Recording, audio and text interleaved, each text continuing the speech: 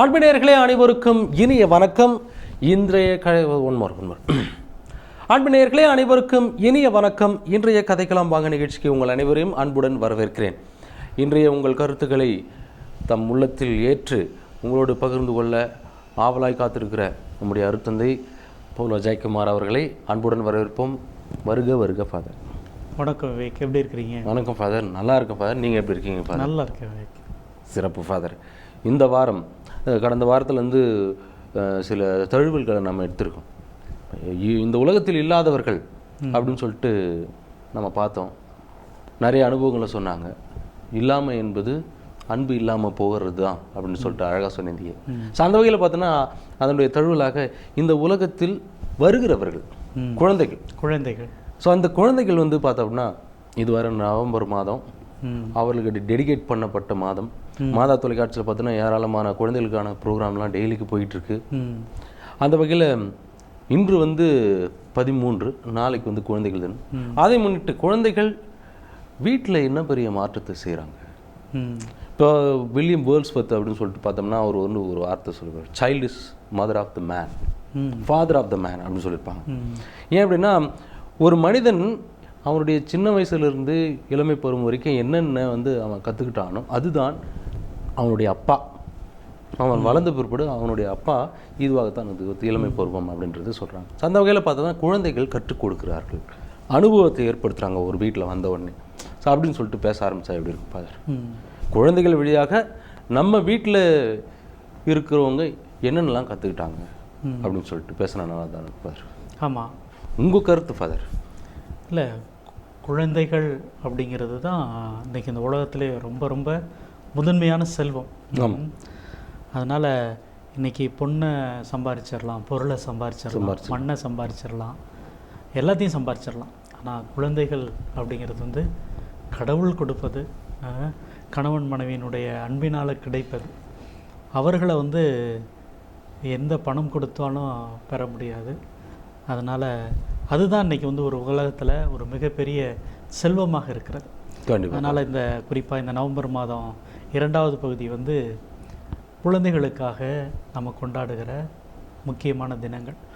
அந்த ஒரு நாளில் அவங்கள பற்றி பேசுகிறது, அந்த பெற்றோர்களோட உடன் பிறந்தவர்களோட கதைக்கிறது அப்படிங்கிறது ரொம்ப அற்புதமான விஷயம். சிறப்பு ஃபார். அந்த வகையில் பார்த்தோன்னா முதல் நபர் நம்மக்கிட்ட காத்திருக்கிறாங்க லைனில், அவங்க கூட பேசிடலாம். வணக்கம், யார் பேசுறீங்க, எங்கேருந்து பேசுகிறீங்க? வணக்கம், என்னோட பேர் யமுனா. நான் பெரம்பூர் திருக்கா நகர்லேருந்து பேசுகிறேன். யமுனா அவர்களே, நீங்கள் மாதா டிவியுடைய மங்களக்குரல் யமுனா. எதுக்கு இப்படிலாம் என்ன பாப்புலர் பண்ணிட்டு இருக்கீங்க? நானே தெரியாம பேசலான்னு பார்த்தா கூட விட மாட்டீங்களா? சொல்லுங்க. வணக்கம் சகோதரி. வணக்கம் அருள் தந்தையர் அவர்களே, நல்லா இருக்கீங்களா? நல்லா இருக்கிறோமா. இப்போ அதான் அன்னைக்கு நம்ம இந்த குழந்தைகள் தின விழா இதெல்லாம் கொண்டாடுறதுனால உங்களது குழந்தைகள் பற்றியும் அவங்களோட அனுபவங்களை பற்றியும் பகிர்ந்துக்க கூப்பிடுறோம். நீங்கள் பகிர்ந்துக்க. இன்னைக்கு டாபிக் நேம் ரொம்பவே நல்லா இருக்கு. குழந்தை வளர்ப்பில் நான் என்ன கற்றுக்கொண்டேன் என்பதை பத்தி நீங்க கேக்குறீங்க, கரெக்டா? ஓகே ஃபாதர், இப்போ நான் குழந்தைகிட்ட இருந்து என்னோட குழந்தை வளர்ப்புல நான் என்ன கத்துக்கிட்டேன்னா, சில விஷயங்கள் அவங்க எவ்வளவு ஆக்டிவா இருக்காங்க, அவங்க எவ்வளவு மெச்சூர்டா இருக்காங்க, நம்ம குழந்தைகள் எல்லாம் இப்படி இல்லையே அப்படின்னு விஷயத்த நான் அவங்க கிட்ட இருந்து கவனிக்கிறேன், கத்துக்கிறேன். இன்னொன்னு ஒரு சில விஷயத்த அவங்க கிட்ட இருந்து எப்படி நம்ம ஒரு விஷயத்த வாங்கணும், அதாவது எப்படியாவது அடம் பிடிச்சாவது வாங்கணும்ன்றது ஒண்ணு இருக்கும். ஆனா அது கண்டிப்பா வேணும்ன்ற ஒரு விஷயம் இருக்கு இல்லையா? அது எப்படியாவது ஓகே இன்னைக்கு கிடைக்கும், வெயிட் பண்ணுவாங்க, இல்லைன்னா உடனே கிடைக்காது. சரி எப்பயாவது வாங்கிட்டாங்கன்னு சொல்லிட்டு ஒரு 2-3 நாளாவது கேட்பாங்க, அடம் பிடிப்பாங்க. ஆனா அவங்களுக்கு எப்பயோ அது சாத்தியம் ஆயிடுது. ஆனா ஒரு சில விஷயங்கள்லாம் எனக்கெல்லாம் அப்படி கிடைக்கல. நான் ரொம்ப வெயிட் பண்ணுவேன், அது வெயிட் பண்ணியும் கிடைக்காம போன நாட்களும் இருக்கு. ஆனா இவங்களுக்கு எல்லாம் அப்படிலாம் இல்ல. அத இந்த குழந்தை வளர்ப்புல நான் கத்துக்கிட்டேன். நம்ம எல்லாம் அப்படிலாம் இல்லையே, இப்ப இவங்க இப்படி இருக்காங்களே, அந்த ரொம்ப ரொம்ப ஹேண்டில் பண்ற விதம் இருக்கு இல்லையா, அது ரொம்ப கஷ்டம்ன்றத நான் கத்துக்கிட்டேன். அவங்க புரிய வைக்க முடியலையே, எப்படி அவங்களுக்கு நம்ம புரிய வைக்கிறது அப்படின்ற ஒரு விஷயத்தையும் நான் கத்துட்டு வரேன் கொஞ்சம் கொஞ்சமா. அவங்க வெளியே போனோம், அவங்க வழியிலேயே போகணும், அவங்களுக்கு எடுத்து சொல்லணும், அன்பா பேசணும், பொறுமையா இருக்கணும். முதல்ல பொறுமை வேணும் நமக்கு. ஏன்னா நம்ம கிட்ட இல்ல, கொஞ்சம் கம்மி. அந்த பொறுமையை கையாளுன்றத அவங்க கிட்ட நிறைய கத்துக்கிறேன் நானு. எப்படி பொறுமையா போகணும், அந்த பொறுமையெல்லாம் அந்த குழந்தை வளர்ப்புலதான் நம்மளால கத்துக்க முடியுது. அந்த விஷயத்த வந்து நான் நிறைய கத்துக்கிட்டேன். இன்னொன்னு வந்து அவங்க வந்து எந்த அளவுக்கு அப்சர்வ் மைண்டா இருக்காங்கன்றத கத்துக்கிறேன். நமக்குலாம் பார்த்த உடனே எல்லாம் ஒரு விஷயத்த கேட்ச் பண்ணிக்க முடியாது. ஆனா அவங்கள வந்து ஒரு விஷயத்த பார்த்த உடனே ஒரு விஷயம் சொல்லி கொடுக்கும் போதே கத்துக்கிறாங்க இல்லையா, அந்த ஒரு விஷயத்த வந்து நம்ம கத்துக்க முடியும். சீக்கிரமா கத்துக்கணும்ன்ற ஆர்வம் நமக்கும் வருது அவங்க கிட்ட. அதை பார்க்கும் பொழுது ஒரு பாட்டு பாடுறதோ இல்ல படிக்கிறதோ வேற ஒரு விஷயத்துல ஒரு பெயிண்டிங், டான்சிங் அந்த மாதிரி எக்ஸ்ட்ரா ஒரு டேலண்ட்ல இருக்குங்களா, அதெல்லாம் உடனே அவங்க அப்சர்வ் பண்ணிக்கிறாங்க. அந்த டேலண்ட் அப்படியே வெளியில கொண்டு வரணும்னு நினைக்கிறாங்க. நாளா வந்து பாத்தீங்கன்னா ரொம்பவே ஸ்டேஜ் ஃபியர் எனக்கு. ஸ்டேஜ்ல ஏறினாலே பயம் எனக்கு. ஆனா என் பொண்ணுல அந்த ஆர்வமா இருக்கோம். நம்ம போனோம் ஸ்டேஜ் நமக்கு கிடைக்காதா, அதுல போய் நம்ம வந்து கலந்துக்க முடியாதா அப்படின்ற விஷயத்த வந்து அப்படி நான் கத்துக்கிறேன். அந்த இதெல்லாம் கத்துக்கிறேன். நம்மளும் அப்படி போய் நிக்கணும், ஆர்வமா இருக்கணும், எல்லாத்தையும் முன்னாடி போய் நிக்கணும், எல்லா விஷயத்தையும் நம்ம பின்னாடி போக கூடாது அப்படின்ற ஒரு விஷயத்த முதல்ல கத்துக்கிறேன். ரொம்ப பெருசா சொல்லிருக்காங்க. பெரிய அனுபவம், நிஜமாவே ரொம்ப பெரிய அனுபவம் எனக்கு. வாய் படித்த உங்களுக்கு தான் நான் நன்றி சொல்லணும். கண்டிப்பா கண்டிப்பா. ஃபாதர் ரொம்ப ரொம்ப நன்றிங்க யமுனா. தொடர்ந்து கடவுள் உங்களையும் உங்களது குழந்தைகளையும் குடும்பத்தையும் ஆசீர்வதிக்கணும். நாங்களும் ஜெபிக்கிறோம். ரொம்ப நன்றி. ஃபாதர், இவங்க இந்த இந்த ஜென்ரேஷன் எப்படி பார்க்குது அப்படின்னு ஆக்சுவலி இந்த கால குழந்தைகளை பார்த்து ஒரு விதமான அச்சம் இருக்கா அப்படின்னு கூட தோணுது சில நேரத்தில். அஃப்கோர்ஸ் இது வந்து ரொம்ப அலாமிங்கான சுச்சுவேஷன் அப்படின்லாம் சொல்ல முடியாது. ஆனால் அந்த ஒரு மாதிரியான ஒரு ஏக்கமும் இருக்க தான் செய்யுது. நம்மளால முடியல அப்போலாம் இல்லை. இப்போ இவங்க சொன்னும் போது எனக்குமே ஒரு செய்தியாக ஒன்று வருது. ஒரு வேளை நீங்கள் இதில் முரண்படலாம். என்னன்னா, அன்னைக்கு வந்து குழந்தைகள் வந்து ஒவ்வொரு குடும்பங்கள்லையும் நிறைய இருந்தாங்க. அதனால் குழந்தைகளுக்குள்ள பகிர்ந்து கொடுக்கப்படும். சில நேரத்தில் சிலவருக்கு முன்னுரிமை கொடுக்கப்படும். இதனால் குழந்தைகளுக்கு இது அவங்களையும் அறியாமல் நிறைய சகிப்புத்தன்மை இருந்துச்சு. அவங்களுக்கு விட்டு கொடுக்கணும் அப்படிங்கிறது இருந்துச்சு. இது என்னுடைய தம்பி, இது என்னுடைய சகோதரி அப்படிங்கிற ஒரு உணர்வு அதிகமாக இருந்துச்சு. இன்றைக்கி வந்து வளரும்போதே ஒரு குழந்தைகளா, அதிகபட்சம் 2 குழந்தைகளா அப்படி இருக்கிறாங்க. அவங்களுக்கு தேவையானது கிடச்சிருது. ஆனால் முன்னாடி வந்து பார்த்தோம்னா அம்மா வந்து மொத்தமாக இட்லி பானையை வச்சு எல்லாத்துக்கும் இட்லி செஞ்சு பரிமாறுவாங்க. அப்போ அதில் எந்த சிக்கலுமே இல்லை. ஆனால் இன்றைக்கி வந்து அம்மா வந்து எப்படி கேட்குறாங்க, இட்லி வேணுமா தோசை வேணுமாங்கிறாங்க. ஒரு குழந்தை இட்லி கேட்குது, இன்னொரு குழந்தை தோசை கேட்குது. 2 பேருக்குமே கொடுக்குறாங்க. அப்போ வந்து அவங்கள்ட்ட அந்த சகிப்புத்தன்மை, ஒருவேளை இந்த விட்டு கொடுக்கறது, இந்த உணர்வுகள்லாம் குறைஞ்சிக்கிட்டு வருதோ? கண்டிப்பாக தொடர்ந்து பேசலாம் சார். அடுத்த காலர் இணைப்பில் இருக்காங்க, நம்ம பேசிடலாம். வணக்கம், யாரு பேசுறீங்க, எங்கிருந்து பேசுறீங்க? வணக்கம், யார் பேசுறீங்க? நாங்க பெரம்பூர்ல இருந்து பேசுறோம். யார் பேசுறீங்க? பேர் சொல்லுங்கம்மா. என்னோட நேம் வித்யா. சொல்லுங்கம்மா. நிகழ்ச்சியில நீங்க இன்றைய தலைப்பு கேள்விப்பட்டிருப்பீங்க. குழந்தைகள் தலைப்பு இன்னொரு வாட்டி சொல்லுங்க. அதாவது நம்ம குழந்தைகள் தின விழா கொண்டாடுறோம். அப்படி இருக்கும்போது இந்த குழந்தைகள் வழியாக நீங்கள் பெற்றுக்கொண்ட அனுபவங்கள், அவர்கள் வழியாக நீங்கள் இந்த சமூகத்துக்கு சொல்ல விரும்புகிற செய்திகள் அப்படி ஏதாவது இருந்ததுன்னா பகிர்ந்துக்கங்க. ஓகே. எனக்கு வந்து பையனுக்கு பாப்பாக்கு வந்து 7 years ஆகுது. பையன் தம்பி. அவர் பேர் ஆஷ்லி அமுதன். ஆமா, Amudhan, Ashley Amudhan. Don Bosco school, நம்ம பெரம்பலூர் டான் பாஸ்கோ ஸ்கூல்ல தான் அவர் படிக்கிறாரு. ஆமா, ஒரே ஒரு சன் மட்டும் தான். சோ அவரு எப்படின்னா,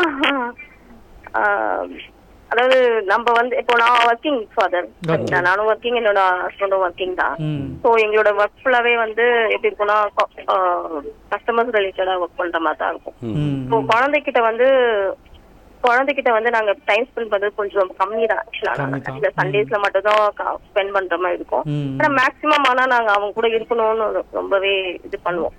அது கிடைக்கும் போதெல்லாம் அவன் கூட இருக்கணும் அப்படின்னு சொல்லிட்டு. ஏன்னா அவனும் அதுதான், அவன் எங்க கிட்ட எக்ஸ்பெக்ட் பண்றதும் அதுதான். சோ ஆனா அதாவது நாங்க அந்த ஃபீல்ட்ல இருந்துட்டு நாங்க குழந்தைகிட்ட இருக்கும் போது எப்படி இருக்கும்னா வேற மாதிரி இருக்கும். ஆக்சுவலா நாங்க எல்லாமே அவங்கிட்ட நாங்க எதுவுமே வெளியே காட்டிக்க மாட்டோம். அவனோட எக்ஸ்பெக்டேஷன் என்னவோ அதுக்கேற்ற மாதிரி தான் நாங்க அவர்கிட்ட இருப்போம். குழந்தைங்களுக்கு நம்மளோட கஷ்டம் தெரியக்கூடாது. ஸோ குழந்தைக்கும் வந்து நம்மளோட இதுவும் அவங்களுக்கு இது பண்ணக்கூடாதுன்றதுக்காக வந்து நாங்க அவன்கிட்ட இருக்கும்போது நாங்க வந்து எப்படி இருக்கோம்னா அவன மாதிரி தான் இருப்போம், அவன மாதிரி தான் விளையாடுவோம், அவன் கூட தான் இருப்போம். சரி, சிறப்பு சிறப்பு.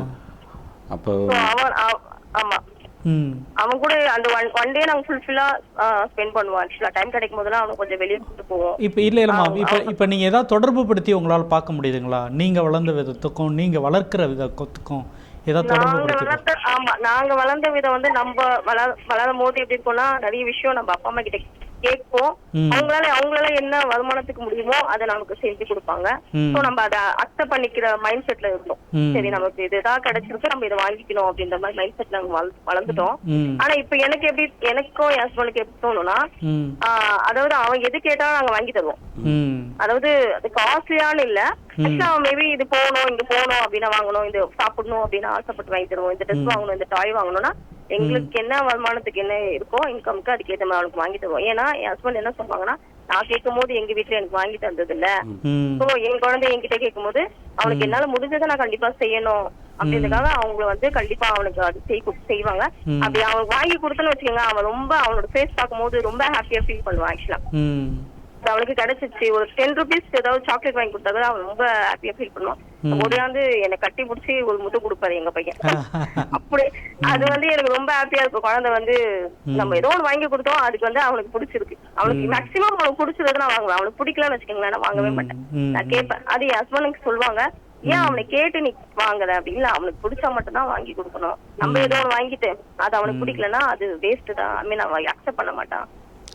அதனால வந்து நாங்க அப்படிதான், அதாவது நம்ம வளர்ந்த விதத்துக்கும் குழந்தைக்கும் நம்ம கேட்டு வாங்கணும். கூட நம்ம அப்பா அம்மா நம்மளுக்கு கேட்க மாட்டாங்க, அவங்களா ஒரு ட்ரெஸ் வாங்கிட்டு வந்து கொடுப்பாங்க, நம்மளா போட்டுப்போம். நம்மளெல்லாம் கூட்டு போய் கூட வாங்க மாட்டாங்க. அவங்களா தீபாவளி பொங்கல் கிறிஸ்துமஸ் அவங்களா வாங்கிட்டு வந்தாங்க, நம்ம போட்டுப்போம். இப்ப அப்படி கிடையாது, இவங்க கூட்டிட்டு போய் இவங்க செலக்ட் பண்ணாதான் நம்ம வந்து ட்ரெஸ்ஸே வாங்கணும். அது என்ன ரேட்டா இருந்தாலும் சரி நம்ம ஓகே நம்ம இதை வாங்கி கொடுத்தலாம், என்னால வாங்கி கேட்டிருக்காங்க அப்படின்ற மாதிரி நம்ம அவங்களுக்கு ஏற்ற மாதிரி. ரொம்ப நன்றிங்கம்மா. ரொம்ப அழகா உங்களோட அனுபவங்களையும் நீங்க அதுவும் ஒப்பிட்டு பார்த்து ரொம்ப அழகா பகிர்ந்துக்கிட்டீங்க. கடவுள் உங்களையும் உங்கள் குடும்பத்தினரை ஆசீர்வதிக்கணுமா. ரொம்ப நன்றி. ரொம்ப நன்றிம்மா, நன்றி. ஃபாதர், இது 10 ரூபாய் சாக்லேட்னு ஒரு விஷயத்த சொன்னாங்க. சின்ன வயசுல எனக்கு தெரிஞ்சு நான் 5 காசு 10 காசு 20 காசு 25 பைசா 50 காசு 1 ரூபா அப்புறம் 2 ரூபாய் அதை தாண்டி பார்த்ததில்லை. கண்டிப்பா இல்லை. இப்போ இவங்க சாக்லேட் அப்படி சொன்னோன்னே எனக்கு ஒரு நிகழ்வு ஞாபகத்துக்கு வருது. எனக்கு வந்து என்னன்னா, அந்த மகாலாக்டோன்னு ஒரு சாக்லேட் இருந்துச்சு, ஞாபகம் இருக்குங்களா? அப்போ அதுதான் ஒரு பெரிய ஒரு முக்கியமான ஒரு சாக்லேட். இப்போல்லாம் ஏகப்பட்ட சாக்லேட் பேரே நமக்கு தெரிய மாட்டேங்குது. ஆமாம், அந்த சாக்லேட் வந்து 25 பைசா நினைக்கிறேன், 25 பைசா. எனக்கு அந்த சாக்லேட் ஒரு தடவை எங்கேயோ கொடுத்தாங்க, ரொம்ப பிடிச்சிருந்துச்சு, சாப்பிடணுன்னு ஆசை. அம்மா அப்பா சாக்லேட் வாங்கி தர மாட்டாங்க, கடல மிட்டாய் எள்ளு மிட்டாய் இது மாதிரி தான் வாங்கி தருவாங்க. ஒரு முறை 10 ரூபாய் யாரோ எனக்கு கொடுத்தாங்க. 40 சாக்லேட் வாங்கி 2 பாக்கெட்டில் வச்சுட்டு சாப்பிட்டேன், யாருக்குமே தராமல். என்னுடைய தம்பிகளுக்கோ நண்பர்களுக்கோ கொடுக்காம நான் மட்டும் சாப்பிட்றேன். ஒரு 30 சாக்லேட்டு கூட சாப்பிட்டு இருந்திருக்கலாம். அதுக்கப்புறம் இன்னை வரலையும் அந்த சாக்லேட் சாப்பிட்ணுன்னு ஆசையே வரல. என்னன்னா, அப்போ நம்ம வந்து என்ன ஒன்று புரிஞ்சுக்கிறோம் அப்படின்னோம்னா, ஒரு ஆசை ஒரு குறிப்பிட்ட நேரத்தில் வந்து திகட்டி போயிடும் அப்படின்னு சொல்லுவோம். இது எங்கே நடக்குதுன்னா, இணைந்து வாழும்போது சேர்ந்து வாழும்போது நம்ம வந்து அண்ணன் தம்பிகளோட அக்கா தங்கைகளோட அப்படி இணைந்து இருக்கும்போது இதெல்லாம் நம்ம உணர்வோம், ஃபீல் பண்ணுவோம். இன்றைக்கி இருக்கிற குழந்தைங்க அவங்க மட்டும்தான் இருக்கிறாங்க, சாப்பிட்டாலும் அவங்க தான், மீதி வச்சாலும் அவங்க தான். அதனால் இங்கே பகிர்ந்து கொள்றதுக்கோ பங்கிட்டு கொள்றதுக்கோ யாருமே இல்லை. அதான் இவங்களும் சொல்கிறாங்களே, ஒரே ஒரு குழந்தை தான். தொடர்ந்து பேசலாம் ஃபாதர். இணைப்பில் இன்னொருவர் இருக்கிறார், பேசலாம். வணக்கம், யார் பேசுகிறீங்க, எங்கேருந்து பேசுகிறீங்க? வணக்கம், யார் பேசுகிறீங்க, எங்கேருந்து பேசுகிறீங்க? வணக்கம், பெரம்பூர் சேர்ஸ்லேருந்து பேசுகிறேன். வணக்கம். வணக்கம், உங்கள் பேர் சொல்லுங்கள். மரிய வெண்ணரசிம்மா. சொல்லுங்கம்மா, ஃபாதர் இருக்காங்க. உங்களுடைய வீட்டில் குழந்தைகள் மூலமாக நீங்கள் பெற்றுக்கொண்ட அனுபவம் அதை பற்றி சொல்லுங்கள். குழந்தைகள் மூலமாக பெற்றுக்கொண்ட அனுபவங்கள்னா, குழந்தைங்ககிட்ட நிறைய பாடங்கள் கத்துக்க வேண்டியதா இருக்கு நிறைய. ஓகே. முதல்ல பேசுற வார்த்தைங்க, அவங்க எதிர்க்க நம்ம ஒரு வார்த்தை பேசுறோம் போது அது ஃபர்ஸ்ட் நம்ம வந்துட்டு என்ன வார்த்தை பேசுறோம், என்ன வார்த்தை நம்ம ஃபர்ஸ்ட் அதை டெலிவரி கொடுக்குறோம். அதை பார்த்து குழந்தைங்க அங்க பேச மாட்டாங்க. அந்த பசங்க ஃப்ரெண்ட்ஸோட பேசும்போது அந்த வார்த்தை அவங்க அங்க யூஸ் பண்றாங்க. அந்த மாதிரி அது நிறைய விஷயங்கள், அந்த விஷயங்கள் நான் கத்துக்கிட்டது. இன்னொன்னு நம்ம வந்து கோவப்பட்டு ஒரு பொருளை தூக்கி விசிறி அடிக்கும் போது குழந்தைங்க எந்த அளவுக்கு கோவப்படுறாங்கன்றத நம்ம கண்ணு முன்னாடி பார்க்கிறோம். சரியா சொன்னீங்க. அதாம்மா சொல்லுவாங்க, நீங்கள் ரொம்ப அழகாக சொல்கிறாப்புல குழந்தைகள் வந்து கெட்ட வார்த்தைகளை பேசுறது இல்லை, கேட்ட வார்த்தைகளை பேசுறது அப்படின்னு சொல்கிறாங்க. கேட்ட வார்த்தைகளை பேசுறாங்க. கெட்ட வார்த்தைகள் அவங்களுக்கு அது கெட்ட வார்த்தைகளும் தெரியாது. ஆமாம், நம்ம குடும்பங்களில் எப்படிப்பட்ட வார்த்தைகள் பேசுகிறோமோ அதை கேட்டுட்டு தான் அவங்க பேசுகிறாங்க. அதனால் நம்ம வந்து குழந்தைகளுக்கு முன்னாடி எப்படிப்பட்ட வார்த்தைகள் பயன்படுத்துகிறோம் அப்படிங்கிறது வந்து ரொம்ப ரொம்ப கவனமாக இருக்கணும். ரொம்ப அழகாக சொன்னீங்க.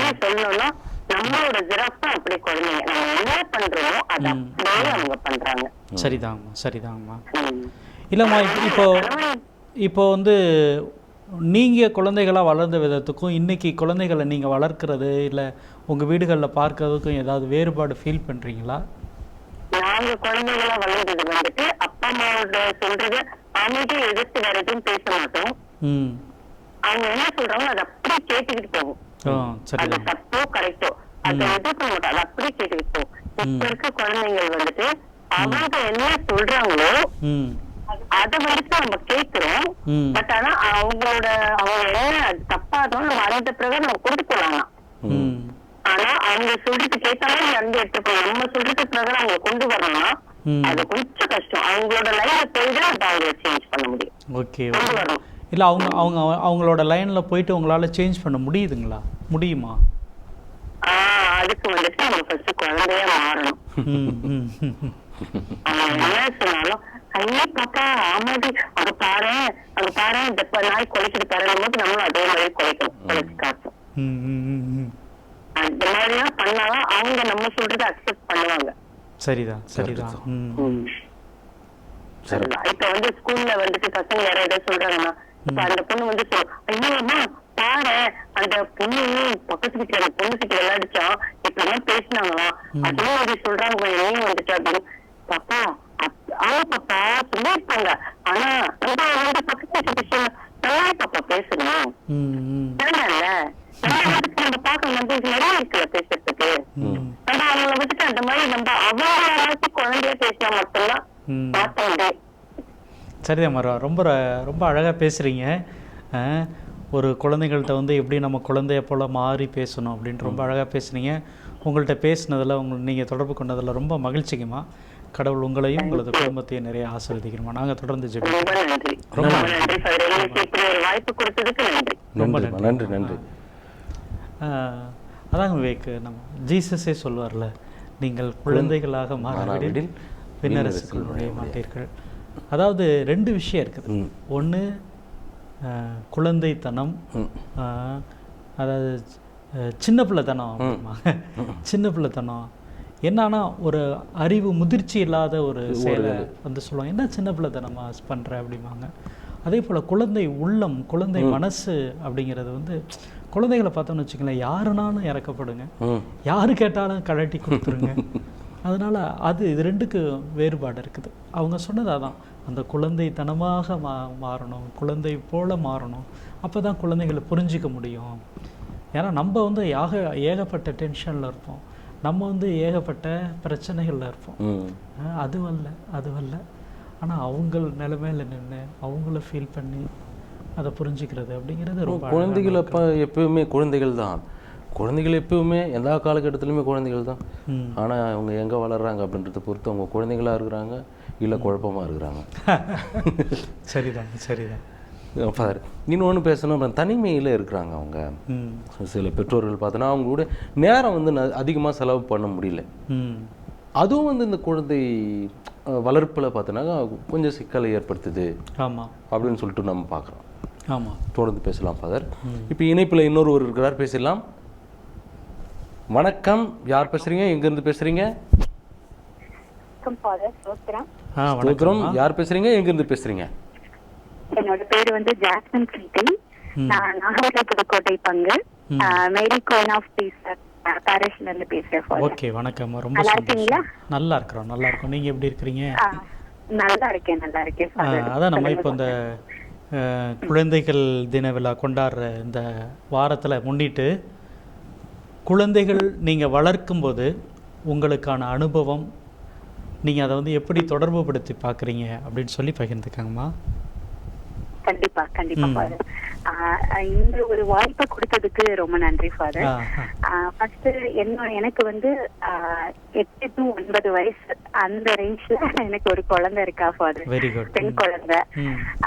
அவ வந்ததுக்கு அப்புறம் எனக்கு கடவுள் மேல இருந்த ஒரு ஃபெய்த் வந்து நிறைய கூடி இருக்கு ஃபாதர். ஏன்னா இவ்வளவு நாளா நமக்காக ப்ரேயர் பண்ணிருக்கோம், இப்போ அந்த குழந்தைக்காக ப்ரேயர் பண்றது அப்படின்றது இருக்கு. இப்போ இந்த 8 வயசுலயே வந்து அவ டெய்லி ஒரு 10 மணி ஜெபமால சொல்லிட்டு என்ன ஆனாலும் சொல்லிட்டு படுக்கிற அளவுக்கு அவளை கொண்டு வந்திருக்கேன் ஃபாதர். நானு டெய்லி ஒரு ப்ரேயர், சின்ன ஒரு ப்ரேயர் பண்ணிட்டு படு அப்படின்ற ஒரு நல்ல விஷயத்த அவளுக்கு நான் சொல்லி கொடுத்துட்டு இருக்கேன் ஃபாதர். அது கடவுளோட இருக்கிற அவர் மேல இருக்கிற ஒரு பக்தியும் ஒரு பயத்தையும் நான் அவ வந்ததுக்கு அப்புறம் தான் ஃபாதர் இன்னும் அதிகமா நான் உணர்றேன். ரொம்ப நல்ல விஷயம். ஆமா ஃபாதர். அப்புறம் வந்து எனக்கும் என்னோட பெண் குழந்தைக்கும் பாத்தீங்கன்னா ஒரு கனெக்ஷன் வந்து ஜாஸ்தியா இருக்கிறனால அவளுக்கு நான் கொடுக்கிற ப்ரியாரிட்டிஸ் வந்து அதிகமா இருக்கு ஃபாதர். இந்த உலகத்தை நான் பாக்குற விதம் வந்து அது வேற மாதிரி இருக்கு. இதுக்கு முன்னாடி பார்த்தது வேற. ஒரு பொன் குழந்தை வந்ததுக்கு அப்புறம் நான் வந்து அது பார்த்த விதங்கள் வந்து இந்த உலகத்துல எப்படி நடந்துக்கணும், எப்படி இருக்கணும், அப்படி ஒவ்வொரு சின்ன சின்ன விஷயங்களுக்கு வந்து அது எனக்கு கற்றுக் கொடுத்திருக்கு ஃபாதர். Very good. ஆமா. அதுக்கப்புறம் சொல்லணும்னா என்னோட ஒரு ஹார்மோனல் என்னோட பிளக்சுவேஷன் ஆயிட்டு இருக்கும்ல ஃபாதர். எங்களுக்குள்ள ஒரு மூட் ஸ்விங்கா இருக்கட்டும், அந்த மாதிரி நாங்க ஒவ்வொன்னா நாங்க கடந்து போயிட்டு இருக்கிற அந்த டைம்ல வந்து அது ஒரு சில சமயங்கள்ல கொஞ்சம் இரிட்டேஷனா இருக்கும். அவங்க நம்மளோட சிச்சுவேஷனை புரிஞ்சுக்காம அவங்களோட எப்பவுமே டைம் ஸ்பெண்ட் பண்ணணும்னு நினைப்பாங்க. ஆனா நம்மளோட சிச்சுவேஷனுக்கு அதை நம்ம அவங்கள வந்து நம்மளால பார்க்க முடியாம இருக்கும் ஃபாதர். அந்த டைம்ல கொஞ்சம் வருத்தமா இருக்கும், நம்ம அவங்கள ஹர்ட் பண்றோமே அப்படின்ற ஒரு அந்த டைம்ல ரொம்ப லூட்டா ஃபீல் பண்ணுவேன் ஃபாதர். ஆமாங்க ஃபாதர். சரிதாங்கம்மா. இல்லை, ரொம்ப ரொம்ப அழகாக சொன்னீங்க. அதாவது முதல் விஷயம் வந்து கடவுள் அந்த குழந்தைக்கு அப்புறம் உங்களுக்கு கடவுள் மேலே நிறைய நம்பிக்கை வந்துச்சு அப்படிங்கிறத சொன்னீங்க. நம்ம விவிலிய வரலாற்றில் கூட நிறைய இடங்களை பார்க்குறோம். ஆபிரகாமாக இருக்கட்டும், சக்கரியாவோட வாழ்க்கையில் பார்க்குறோம். இவங்கெல்லாம் வந்து ஒரு குழந்தையை பெற்றுக்கொண்டதுக்கு அப்புறம் தான் அவங்களுடைய நம்பிக்கை வந்து பயங்கரமாக ஆழமாகுது. அப்போ அந்த வரிசையில் இன்னைக்கு நீங்களும் இடம்பெற்றிருக்கிறீங்க அப்படின்னு கூட நம்ம ஒரு வகையில் சொல்லலாம். அடுத்தது இன்னொரு விஷயம் சொன்னீங்க, உங்களோட ஸ்ட்ரெஸ்ஸு எப்படி உங்கள் குழந்தைய டிஸ்டர்ப் ஆகிடக்கூடாது அப்படிங்கிறது நீங்கள் யோசிக்கிறீங்க, அதை கவனத்தில் வச்சுக்கிறீங்க. அது வந்து ரொம்ப ரொம்ப ஒரு நல்ல ஒரு முக்கியமானது. இன்றைக்கி இருக்கிற பெற்றோர்கள் ரொம்ப கவனிக்க வேண்டிய விஷயமாக இதை நான் பார்க்குறேன். ஏன்னா அவங்களுக்கு அலுவலகங்களில் நிறைய பிரச்சனைகள் இருக்குது, நிறைய ஸ்ட்ரெஸ் இருக்குது, நண்பர்கள் இடத்துல நாங்கள் நம்முடைய குடும்பங்களில் இன்னும் நிறைய வறுமை, கடன் பிரச்சனை இப்படிலாம் இருக்குது. இதெல்லாம் வந்து எந்த அளவுக்கு நான் வந்து என்னுடைய குழந்தைகளோடு பகிர்ந்து கொள்கிறேன், பதிவு செய்கிறேன் அப்படிங்கிறதுலாம் ரொம்ப கவனமாக இருக்கணும்.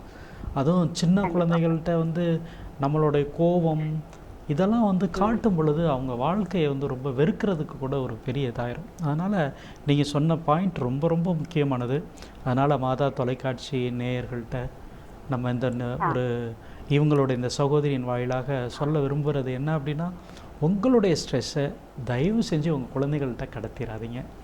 அதை கரெக்டாக ஃபில்டர் பண்ணி அவங்கள்ட்ட அன்பை பதிவு செய்யுங்க. உங்களோட ஸ்ட்ரெஸ்ஸை வந்து வேறொரு தருணத்தில் வேறொரு இடங்களில் ஒருவேளை நல்ல ப்ரேயர் இல்லை அப்படி நம்ம வச்சோம்னா அது நல்லாயிருக்கும் அப்படின்னு அன்போடு கேட்டுக்கிறேன். ரொம்ப நன்றி சகோதரி, உங்கள்கிட்ட பேசினதில் உங்களோட கதைச்சதில் ரொம்ப மகிழ்ச்சி. கடவுள் உங்களையும் உங்கள் குடும்பங்களையும் நிறைய ஆசிரியர். Thank you so much. நன்றி. அருமையாக சொன்னாங்க ஃபாதர். நீங்கள் ஒன்று சொன்னீங்க, நம்ம குழந்தைகள் அவங்கக்கிட்ட வந்து பெற்றோருடைய ஸ்ட்ரெஸ்ஸை வந்து கடத்திடக்கூடாது. கண்டிப்பாக கடத்தக்கூடாது, ஆனால் அவங்களுக்கு புரிய வைக்கிறதுக்கான சாத்தியக்கூறுகளை நம்ம ஏற்படுத்தணும். ஆமாம். இல்லை அப்படின்னா இந்த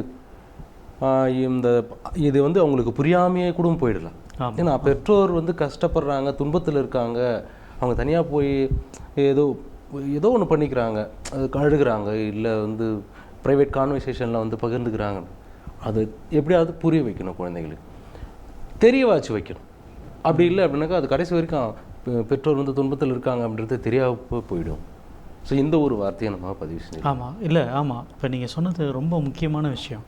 நம்ம வந்து எந்த அளவுக்கு ஒரு பெற்றோர் வந்து தன்னுடைய குழந்தைகளுக்கு தங்கள் குடும்பத்தில் இருக்கிற வறுமை, ஸ்ட்ரெஸ்ஸு இதெல்லாம் வந்து அவங்கள டிஸ்டர்ப் பண்ணாமல் பார்த்துக்கணும்னு நினைக்கிறோமோ, அதே நேரத்தில் புரிய வைக்கணும்.